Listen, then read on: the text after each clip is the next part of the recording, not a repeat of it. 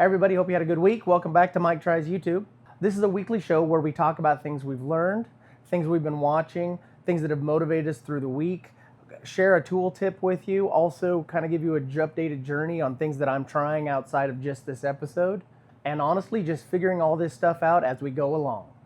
In this week's episode, we'll have the same normal format. We're going to start with a weekly win, move on to what I'm watching. It's called the Weekly Watch. Give you a little bit of a journey update, which is what I like to call it, about what's going on outside of just this episode. And then also have some sort of a tool tip or tech tip. It can be anything. This week it's going to be my washer dryer combo. I love this thing. I definitely want to tell you about the good, the bad, and the ugly that I've experienced by having this in my house for over 2.5 years. And then we'll finish it up with a weekly why, what I'm looking forward to in my week. So let's jump right into it.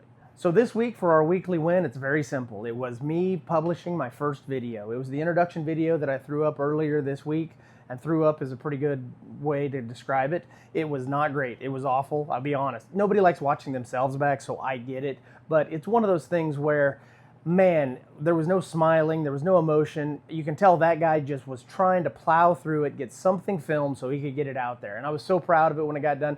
As I was editing it, it was still very cringeworthy. It's gonna be great to see how the journey that we take from that first video to hopefully a year from now when I'm more comfortable talking about this. I already feel a little bit better knowing that I need to be smiling a little bit more, need to be a little bit more engaging, stop using my hands so much, but that's how I talk usually anyway. It's a 15-minute video that took a month and a half to really get to that point.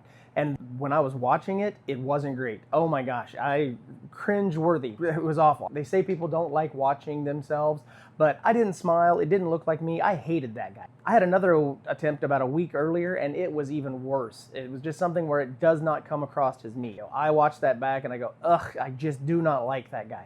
But that's how we learn. This is very new to me, and we're gonna grow together, and the progress is gonna be the greatest thing about this. Talking to a camera without any facial cues to know whether or not the conversation is bombing or going well is very tough for anybody. Generally, when I'm talking to somebody, I can read them pretty well, whether they're enjoying the conversation, they're laughing, they're smiling. If I talked like the person in that first video, I would never go in public, because that is just not the way I talk. But I'm glad that it's over. That video, you could tell, was just created for when I sat down, I wanted to get something on film, get it done, prove that I could edit it. The editing skills, the talking on a camera, all good things that have to be done, and I'm glad that it's over. I'm glad that it's out there for people to go back and look at. You can tell that I just had the mindset of, let's film this, let's get it going, let's just get something out there, which is pretty normal when you start something like this. So while I'm not necessarily proud of the delivery or the quality quite yet, I am really proud that I finally did it, because something uploaded is better than something perfect that never gets finished. So yeah, first video uploaded, really rough, really dry, definitely the big win of the week for me. Time for the weekly watch. First channel I want to share with you guys is Craig Benzine and the WheezyWaiter. He's got over 1 million subscribers, and honestly, I think his content connects very closely with what I'm trying to do and what I want to become.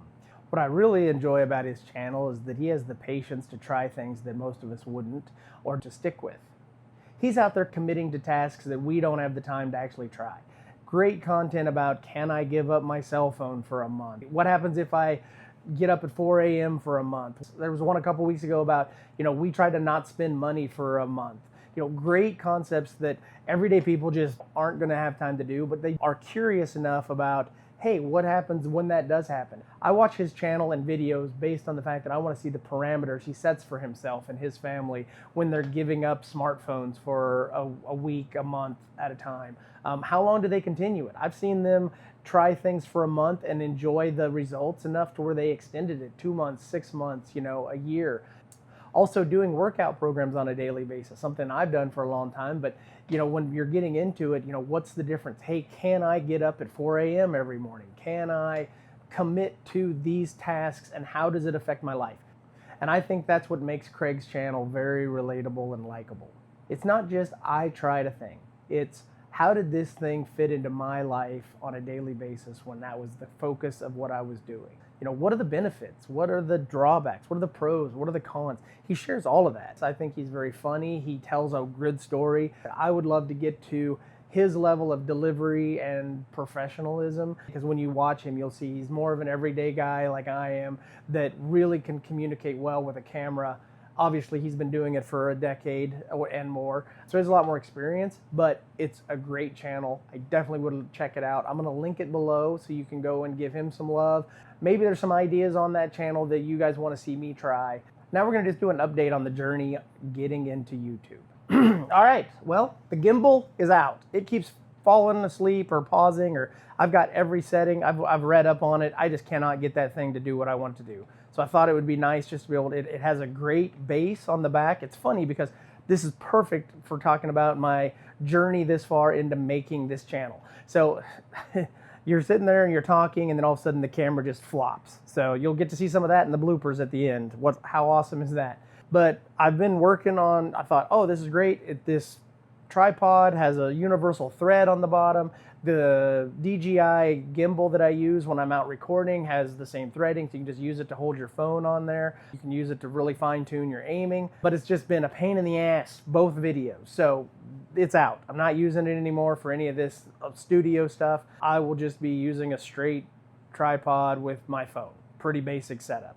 All right, so the journey into YouTube, how's it going for me? A lot of it, the first thing I want to talk about is the research that I've been doing and kind of how it's gotten here. So this is only my first weekly episode. This is going to be the format we're going to strive for every week when we're trying to share good information for you, be entertaining, talk about how things are going, see if we can come up with a format that is entertaining for everybody, gives a good balance of informational and interesting and hopefully funny. The first thing, that I had to do was research.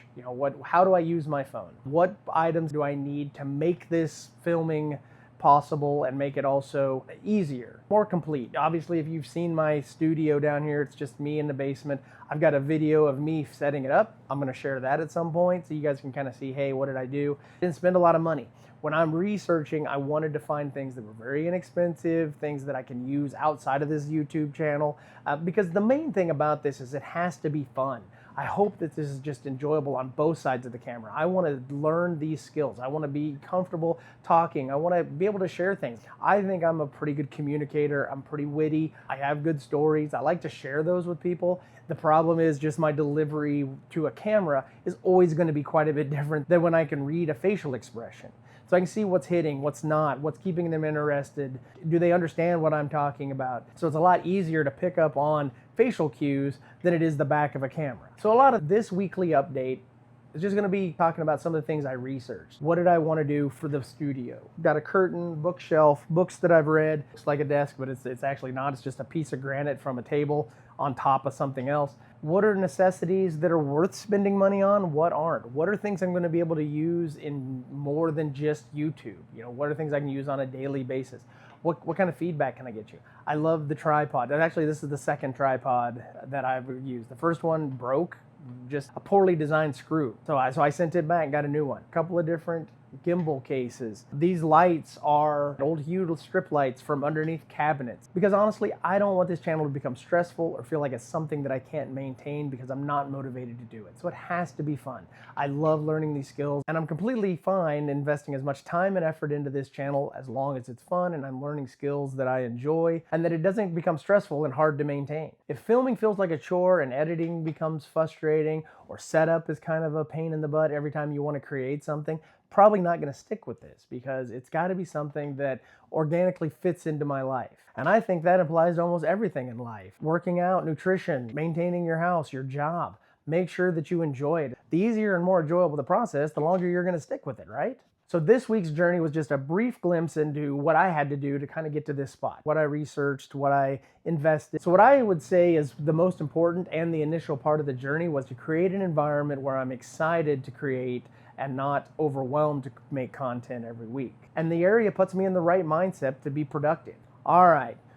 My tool tip of the week. My reviews are always going to be based on my living situation, my daily schedule, things that are important to me. So I'm going to give you an honest review on some things, what I like, what I don't like about them. And this week I'm going to talk about my washer dryer combo. When I moved in here, I needed a new washer dryer. So the first thing I was looking at was, okay, if I need to buy a new washing machine and dryer, what are options? I was watching YouTube at the time and I came across this washer dryer combo. It's made by GE. A lot of this YouTube channel might just become a walking progressive commercial where you're talking about, hey, You know what was awesome? I bought a washer dryer combo. Stuff that doesn't even seem important when you're younger. You're like, hey, just wash some clothes. Give me a rock and a stream. I'll get it done. I don't care. I just don't want to stink in public. That's all I care about. Now that I'm older, I really love this washer dryer combo for my situation. You throw the clothes in and come back 3 hours later and they're dry. Some of the pros are it pre-measures the soap, the detergent, and the fabric softener. It has sensors in it, so if you wash 2 socks or you wash a whole comforter, it's going to adjust how much soap and how much water it uses and the wash time, the dry time. The runtime's all based on sensors. Another couple of great features is that it's a normal 110 outlet. You don't need a special plug-in for it at all. There's no dryer vent. You can put this thing in the garage if you want. As long as it has a 110 outlet and water source, you're golden. You have to have the drain, obviously. Other than that, a 110 outlet, no dryer vent. It has a heat pump in it to where it dries things.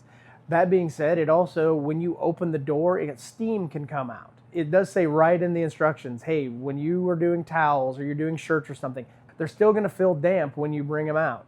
So you have to give them a shake. And it's weird, but you'll give them a big shake, and then once you give them a shake, it dries them. As long as the towel itself isn't ball up into the back, if that happens, you're hosed. You gotta re-dry that thing.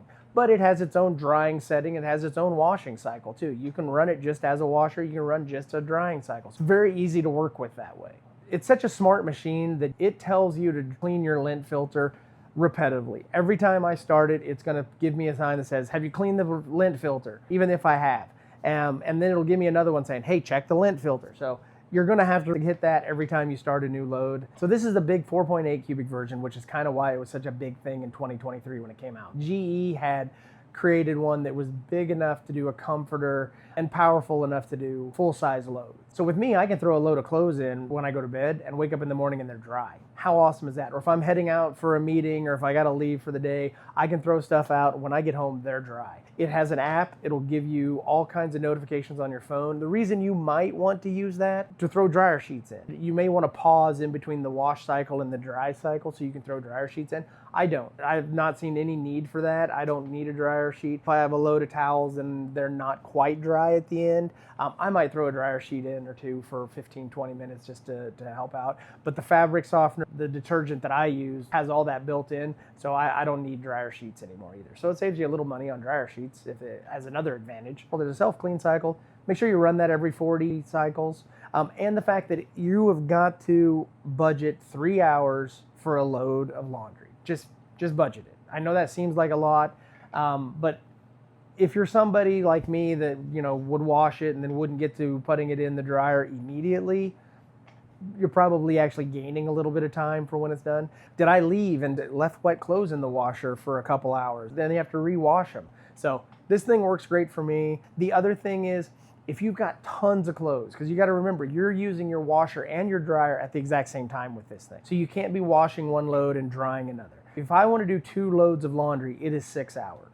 And if you're somebody that does a wash and then an hour later you're doing the dry and then you can be washing while you do it, well, if you're doing that much laundry, this probably isn't for you.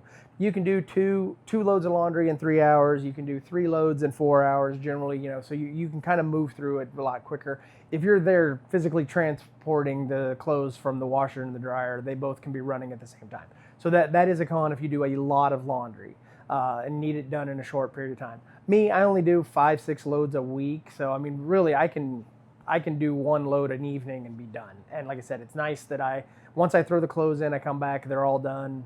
I have a pretty good system for it. So it works great for my situation here. I think it would work great for most situations. But like I said, if you don't have a lot of room, if you're somebody that hates taking wet, damp clothes and moving them into the dryer, I know that sounds like such a chore. Pros definitely outweigh the cons in my world. I love the fact that I can set up my phone to tell me when it's done. If I do need something, you know, if I am in a hurry to get a second load going in there, I can do that. But man, I can just set it and forget it, walk out the door. This thing kicks ass and does everything I want it to do. Like I said, I don't have any problems with it. I see a lot of reviews online because I watched some beforehand where professional appliance people say that it's not great. And even the guy at Best Buy, when I tried to buy this thing, he was like, I don't know, I'm not selling a lot of these. I don't think they're very good. And I'm like, I'm going to try it. I mean, I'm not going to why spend $1,800 on a washer and a dryer separately when in my situation, a $2,000 washer dryer combo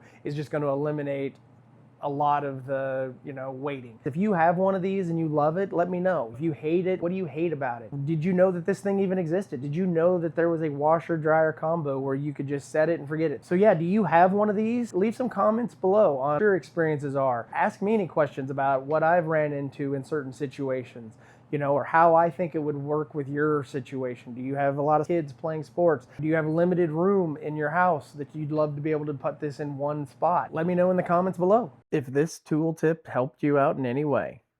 Also, if there's a tool, app, gadget, or piece of tech that you'd like to see me test next, send it my way. Thanks for hanging out with me, and I'll see you on the next MiTY Tool Tip. All right, we're almost through this whole thing. Oh my gosh, our first episode completely done. The only thing we got to do is talk about the weekly why, what I'm looking forward to this week. And this week's easy. My favorite holiday of the year is coming up. It's Memorial Day. I love it. I get to go home, I get to golf, and where I get to hang out with my brother, sister. We're going to be having a family gathering on Memorial Day. It's a weekend full of family and friends, golf, barbecues. You get to this phase in life and you're busy. It's hard to make time to go physically see people. So when you have the opportunity, I like to take advantage of it. I'm excited about Memorial Day weekend. I hope you guys have a great Memorial Day weekend also. I hope that full of whatever you enjoy. Comment below. Let me know. Are you boaters? Are you golfers? Are you campers? Are you fishermen? How do you like to spend your Memorial Day weekend? Is your Memorial Day a yearly ritual where you're always doing the same thing, kind of in the same area? Or are you doing new things every year? And that's it for this week. I appreciate everyone hanging out for the week. I hope you have a great week coming up. Don't forget to comment below if there's anything that I've shared here that you enjoyed, that you didn't think really hit the spot, that you think we should take out, that we add more of. Did I do a better job of smiling this week, I hope? Am I more engaged with the camera? This is not a one-take episode, so this is just me sitting down here riffing into a camera for about an hour and then taking the best parts of it and sharing it, and then taking the most embarrassing parts and putting it at the end. So hopefully we can all laugh together about that. So just remember, once again, have a great Memorial Day weekend. And as always, celebrate your wins, remember your whys, and I'll see you next week.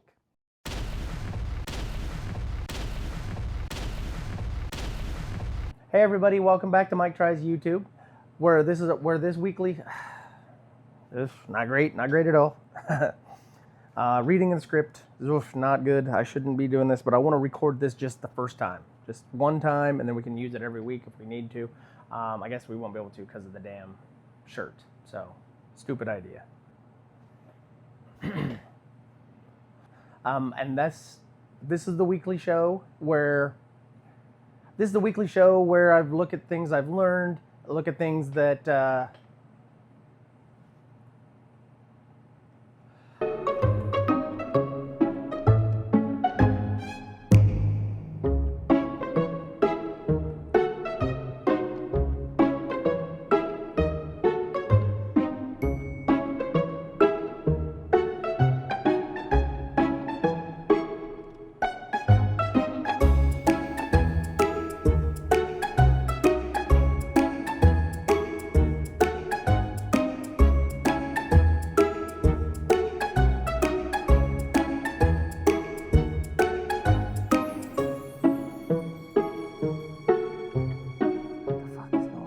why does this camera keep unhooking?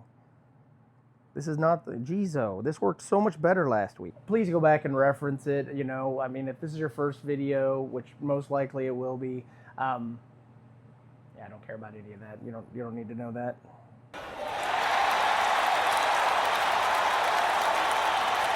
It's going to be brought to you by the letter W, just to be funny a little bit. It's going to be brought to you by the letter L. We should start at the beginning. A lot of this is research. What kind of things did I need to purchase? What kind of things are necessary to make this look... Oh, fuck. What the hell? Well, I hope that's just not a sign of how this video's going. My gimbal just fell asleep. I must be pretty boring. And again, there it is. That is funny, that it keeps falling asleep like this. What the hell? I have a lot of... When I'm... My thoughts through my head are usually... Sorry. Things are turning on and off here. My watch won't stay on. Because if filming feels like a chore, And setup is always, because if filming feels like a chore and editing feels frustrating and it's just, I can't motivate myself to do stuff. You know, I've got a normal job, you know, I don't talk about that at all. Working out, nutrition, work, maintaining your house. Sorry. Sorry. Thank you for sticking around through these experiments, the awkward moments, and the bloopers this week. Hopefully we'll get a little better together. See you next time on Mike Tries YouTube.